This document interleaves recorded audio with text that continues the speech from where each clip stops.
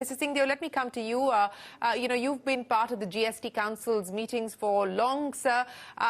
4 years on, several hits, several misses. As you look at the road ahead, what do you believe needs to be prioritized, both in terms of design and execution?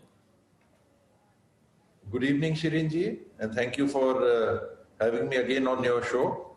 Good evening to our Minister from Goa and all the other panelists, viewers.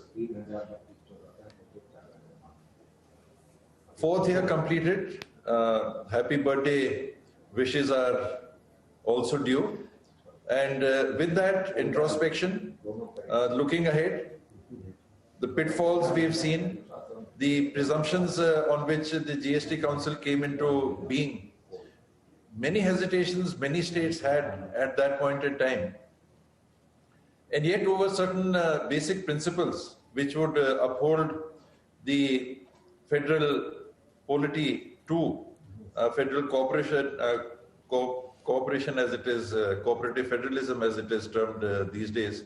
So keeping all these things in mind, it does seem very clear today that we were not able to quite foresee what would happen or what is likely to happen.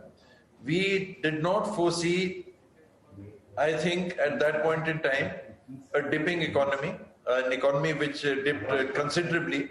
We did not see situations like the lockdowns during COVID.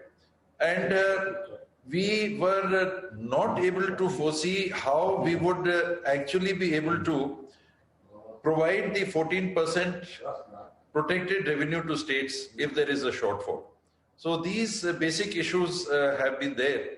And unless we are able to sort this out, it will become increasingly unfair on many states who will be losing out on valid revenues from their resources, from the state resources. So, not wanting to sound parochial, but I would certainly feel that these things need to be looked into. The regime we have adopted, maybe internationally so, is taxation at the point of consumption. And here, many producing states have been hit hard in terms of revenue. If you have surplus revenues or revenues that you can share with other parts of the country, I don't think anybody would have any major hesitation if we want to be part of the polity again, the federal polity again.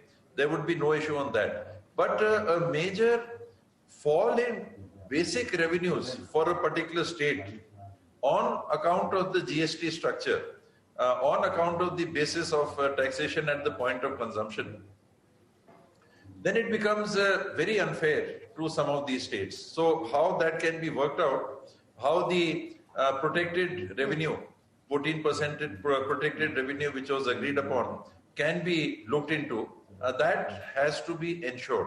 If we fall back on that, we will not be happy to continue with the regime. Just for an example, I am telling you the figures of the last quarter.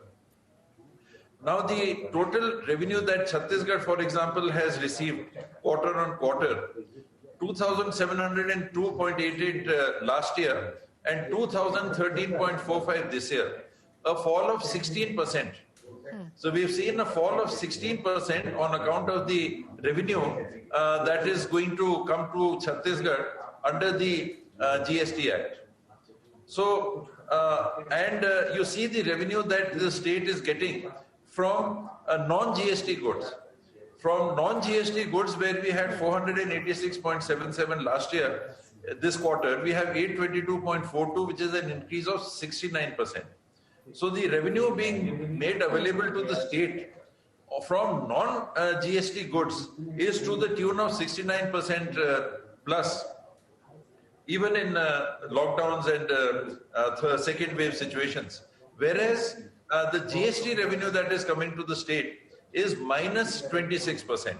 So pandemic apart, slowing economy apart, taking everything into consideration, it is obvious that the non-GST revenue is providing much more balanced revenue to the state than what the state is getting through the GST regime.